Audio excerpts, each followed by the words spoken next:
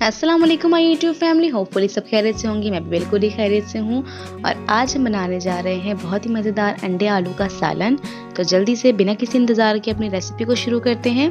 तो यहाँ मैंने अंडों को उबाल लिया था और उबालने के बाद कट लगाकर मैंने इनको फ्राई कर लिया है लाइट गोल्डन ब्राउन। अच्छे से फ्राई करने के बाद उसी तेल में हम यहाँ पे आलूओं को भी फ्राई कर लेंगे। आलूओं को मैंने वॉश करके कट कर लिया था। जिस तरह के पीसेज आपको चाहिए उस पीस में आप कट कर लें, बड़े या छोटे।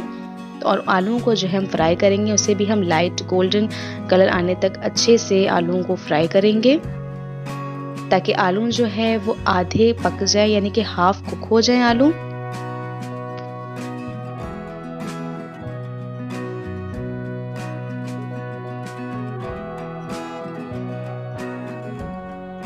अंडे और आलू तो हो चुके हैं फ्राई। तो यहाँ मैंने कढ़ाई में सरसों का तेल ले लिया है। सरसों का तेल जब गर्म हो जाए तो आप इसमें शामिल कर लें मेथी दाना। मेथी दाना शामिल करने के बाद मैं इसमें शामिल करूँगी पिसी हुई प्याज। प्याज को पीस लेना है और पिसी हुई प्याज शामिल करने के बाद फ़ौरन आपने ढक्कन डाल देना। ढक्कन डालने से क्या होता है कि मेथी की खुशबू निकलती नहीं है, उसके अंदर ही रहती है। अब थोड़ी देर बाद आपने ढक्कन हटाना है और उसके बाद प्याज को अच्छे से भूनना है तेल के अंदर।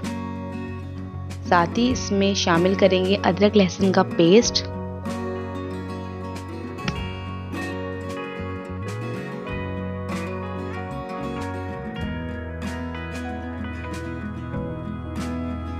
और शामिल करेंगे पिसा हुआ टमाटर। प्याज और टमाटर को हम 1 से 2 मिनट के लिए तेल में फ्राई करेंगे।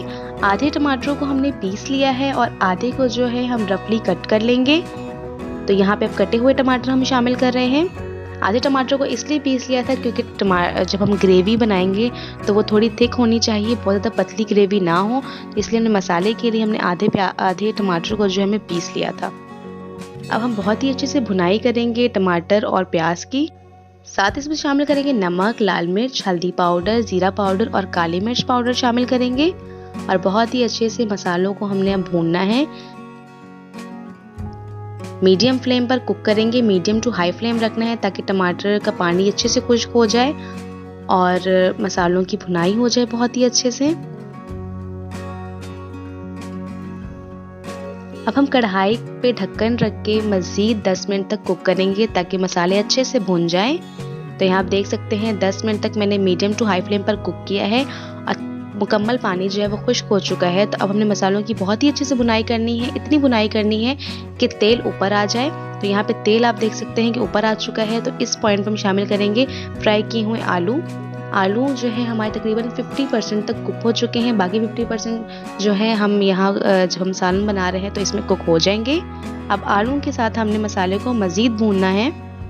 तो अब हमने क्या करना है, अपने ढक्कन रख के मज़ीद 5 से 7 मिनट तक हमने कुक करना है ताकि आलू जो है बहुत ही अच्छे से कुक हो जाए और मसाले आलू में जज्ब हो जाए। तो यहाँ पे आलू को मसालों के साथ जो है हमने बहुत ही अच्छे से भून लिया है। जब मसाले आलू के साथ बहुत ही अच्छे से भून जाए, खुशबू आने लगे, कच्चापन ख़त्म हो जाए मसालों से, तो हमने शामिल करना है पानी। पानी इतना शामिल करना है कि आलू जो है वो बहुत ही अच्छे से गल जाए और जितनी हमें ग्रेवी चाहिए उस हिसाब से पानी रखेंगे। तो ये हमने पानी शामिल कर दिया हुआ है। और अब हमने ढक्कन रख के मज़ीद आलूओं को कुक करना है। इतना कुक करना है कि आलू जो है वो अच्छे से गल जाए।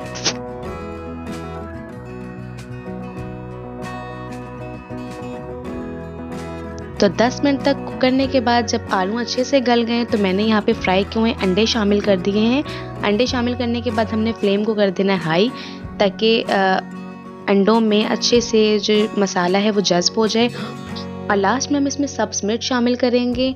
और यहाँ पे आप देख सकते हैं कि अंडे आलू का सालन बन के तैयार हो चुका है। बहुत ही मज़ेदार बना है। मैं इतनी ही ग्रेवी पसंद करती हूँ तो मैंने ग्रेवी जो है वो थोड़ी ज़्यादा रखी है। अगर आप कम ग्रेवी पसंद करते हैं तो आप इसमें पानी की मिकदार कम शामिल करें। ये आप पे डिपेंड करता है कि आपने इसमें कितनी ग्रेवी रखनी है। अगर आपने इसमें कम ग्रेवी रखनी है तो कम पानी शामिल करें, ज़्यादा रखनी है तो ज़्यादा पानी शामिल करें। तो यहाँ पे अंडे आलू का सलाद बन के बिल्कुल ही तैयार है, बहुत ही देसी स्टाइल में, जिस तरह हम नॉर्मल रूटीन में घर में बनाते हैं। तो बस इसी तरह के देसी और ट्रेडिशनल खाने मैं आपके साथ शेयर करती रहती हूँ, क्योंकि हमारे चैनल का नाम है घर का खाना। तो जाहिर सी बात है मैं आपके साथ देसी और ट्रेडिशनल खाने ही शेयर करूँगी, जो कि हर घर में बनता है, बस बनाने का अंदाज थोड़ा सा मुख्तलिफ होता है। तो होपफुली आपको मेरे खाने बनाने का अंदाज पसंद आ रहा होगा, आपको मेरी रेसिपीज़ पसंद आ रही होगी। अगर आपको मेरी रेसिपीज़ पसंद आ रही है तो प्लीज़ मेरे चैनल को लाइक शेयर सब्सक्राइब कर दें। तो मिलते हैं इसी तरह की मज़ेदार देसी खानों की रेसिपीज़ के साथ। तब तक के लिए अपना बहुत सारा ख्याल रखें। अल्लाह हाफिज़।